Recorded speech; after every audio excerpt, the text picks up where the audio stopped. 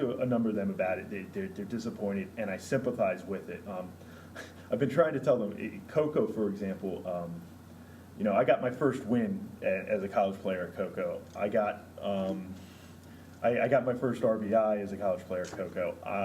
The week we spent at St. Mary's in Coco in 1996, I had a win and 2 saves on the trip to Coco, and I was actually named the conference player of the week. So it to me represents almost like the height of my own personal baseball career.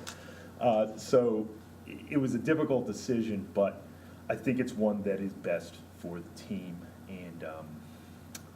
And I know I'm being a little long-winded here, but I know the price has gone up.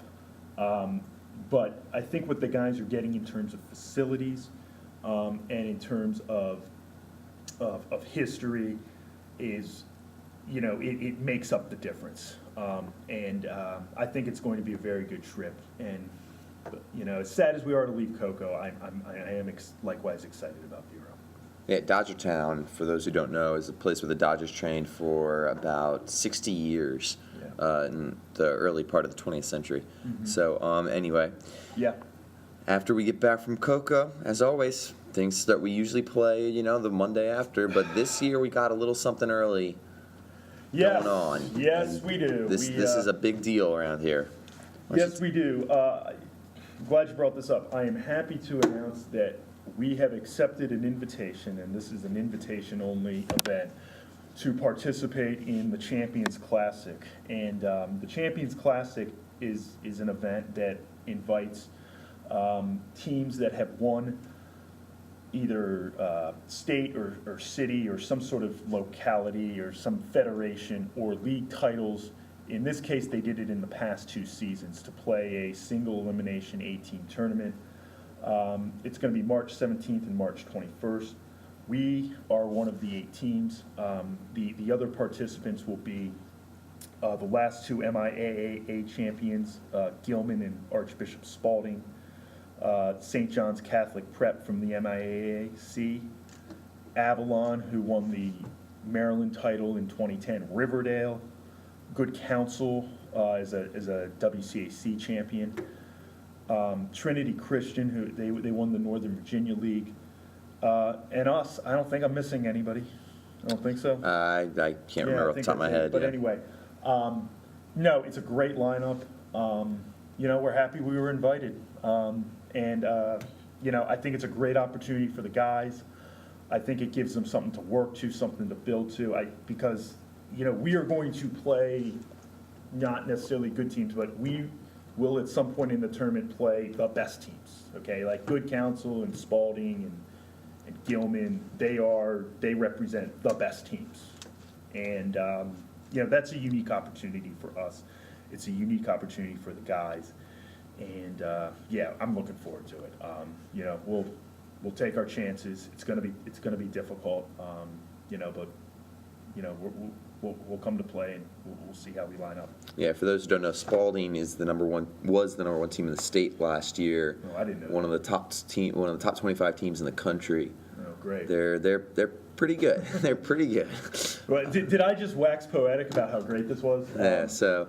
Okay. Well, anyway, back to reality. Yes, but in the end, I think it's a great opportunity for the guys, and I think the guys have the talent to compete. I think they do. I would never put them in a situation where I didn't think they were, where I didn't think they could be competitive, or I would never do that. It's going to be difficult, but hey, we come to play, and we'll take our chances. We'll see what happens. Now, is this going to be a one-year event, or is the goal of this to kind of keep going? Well, the committee that runs it is attempting to make it an annual regular event. So I think it will be an annual event. We'll have to wait and see. I think the trick with this is always going to be logistics.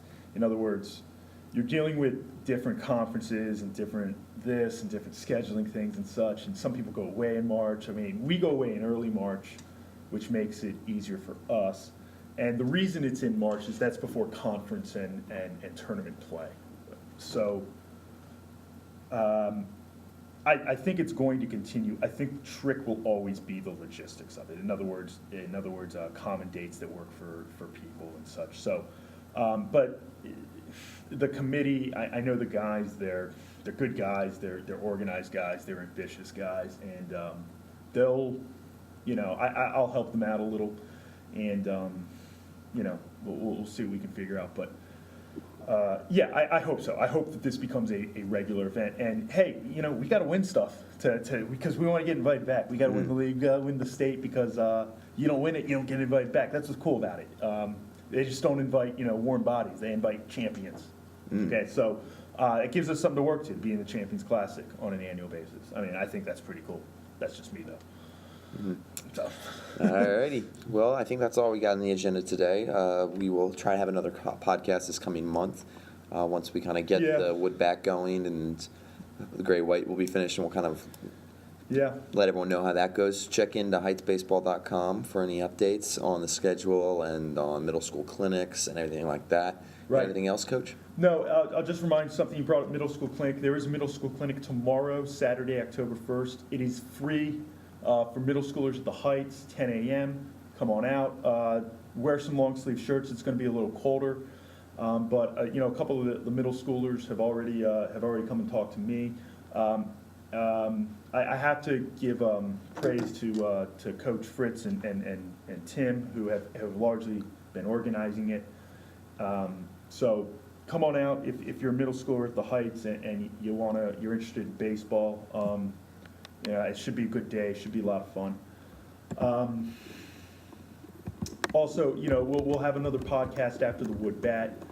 We would have liked to have had one earlier in September, but September has been a bit busy for all of us, kind of adjusted to a new schedule and such. So, but otherwise, keep checking in, keep in with the updates, and this was good. All right, I'll see you next time. All right, thank you, Tim. Yep.